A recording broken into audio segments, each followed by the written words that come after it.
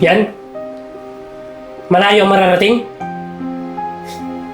Pumunta ako dito para iklamong babaeng yan. Sir Francis, di ba? Yung regular na customer namin. Ano po yung may paglilingkod namin sa'yo, sir? Bingi ka ba? Pumunta ako dito para ireklamo yung babaeng yan. Tsaka, di mo ba alam? Ilang oras ako pinagantay niyan? Sir, mawalang galang na po, Pero pwede naman po kayong magreklamo ng maayos na usapan. Hindi yung sumisigaw po kayo. Nandito po kayo sa opisina, Mahiya naman po kayo. Delivery po! Delivery po kay Sir Francis! Tao po! Ay, sir, magandang hapon po. Ito na nga po pala yung in-order nyo. Ano to? Bakit ngayon ka lang? Ha?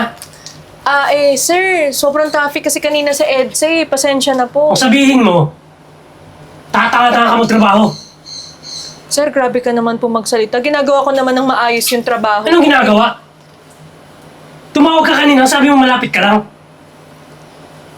Ilang oras ako nagantay dito? Yun nga po, sir. Sobra kasi talagang traffic dun sa dinaanan ko. Kaya po na-late ako. Traffic. Hindi mo ba alam? Mahalaga ang oras ko. Alam mo kung ako sa'yo, kung hindi mo kaya yung trabaho mo, mag-resign ka na lang. Ano yan?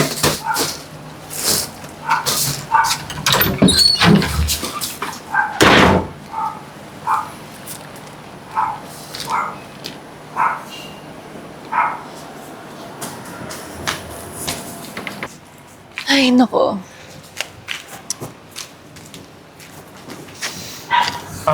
Chloe, nangyari sa'yo? Bakit malungkot ka? Kasi yung lalaki dun sa loob, yung nagpo-order sa akin, grabe kong mamaliit. Pati ba naman yung trabaho ko, pinapakialaman niya, ang dami niyang sinasabi, kasi di ko daw inaayos yung trabaho ko. Ay, nako. Chloe, okay lang yan. Basta alam mo sa sarili mo na tama lang yung ginagawa mo. Tsaka, hindi naman sukatan yan para maliitin ka nila eh. Tandaan mo, mas masahol pa sa gutom ang taong mayabang. Kung sa bagay, may punto ka. So, sige, alis na muna ako. Kaya ingat, Lods.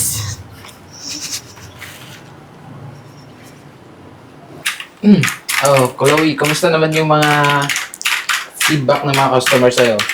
Actually, sir, okay naman po. Medyo madami lang talaga akong dineliver kagabi. Mabuti naman.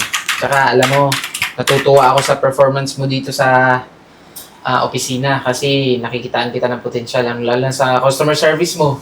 Tsaka, alam naman natin na may mga customer talaga na, alam mo na, Maselan.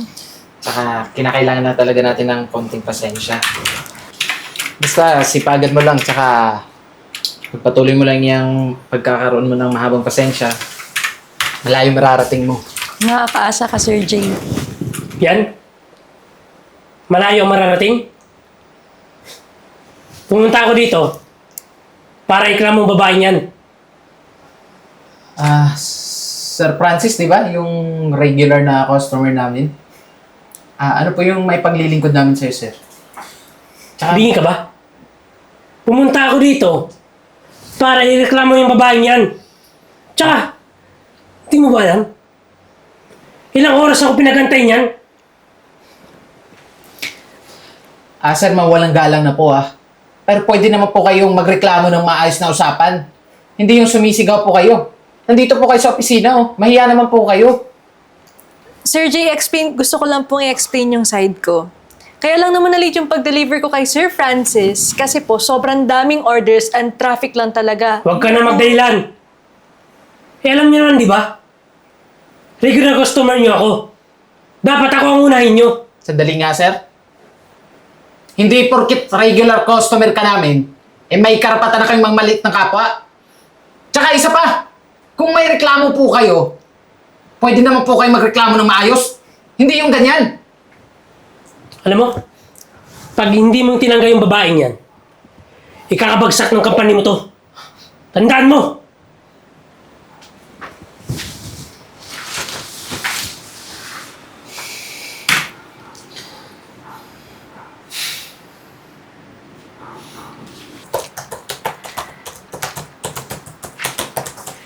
Good morning, ma'am. Teka lang. Ba't nakupo ka dyan? Di ba ikaw yung delivery rider? Sir Francis, yes, ako nga. Alam mo, pag mo nasayang yung oras ko, tawagin mo na yung mag-interview sa akin. Umalis ka na dyan! Sir Francis, mawalang galang na po ha. Pasensya ka na Sir Francis ha, pero hindi kasi kami tumatanggap ng aplikante na mapangmata at higit sa lahat, walang respeto sa kapwa. Kaya naman, makakalabas ka na. Alam mo, pilit talaga ako sa kapalan ng mukha mo eh. Nagawa mo pang magpanggap. Alam mo, ikaw ang dapat umalis. Tsaka for your information lang ha, ako ang bagong CEO ng company na to. Kaya may karapatan ako na hindi ka tanggapin. Dahil ang tulad mo ay hindi nararapat na magtrabaho sa kumpanya ko. Ano? Eh, paano naman nangyari yun? Alam mo ako, di ba, huwag mong pinagluloko. Sinasayang mo yung oras ko eh. Mas sinasayang mo yung oras ko. Excuse me lang ha. Ma'am Chloe, ito na po yung papel. Thank you, Jeboy. Ma'am, di ba ito yung kinukwento mo sa akin na minamaliit ka? Meron pa bang iba? Siyempre siya lang yun. Alam mo, alisin mo na itong babaeng to. Ipapanggap lang to eh. Hindi siya nagpapanggap. Siya yung CEO dito sa company na to.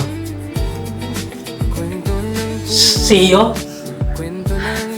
Ako ma'am, pagpasensya nyo na. Ang totoo niyan, nagbibiro lang ako. Ako pwede, i-check nyo na po yung CV ko. As what I have said earlier, hindi kami tumatanggap dito ng aplikante na walang respeto at mapagmata ng tao. Kaya, kung ako sa'yo, malis ka na. Huwag mo na sayangin yung oras namin dito. Busy-busy kami, oh. Alam mo, pagsisisihan mo itong ginawa mo.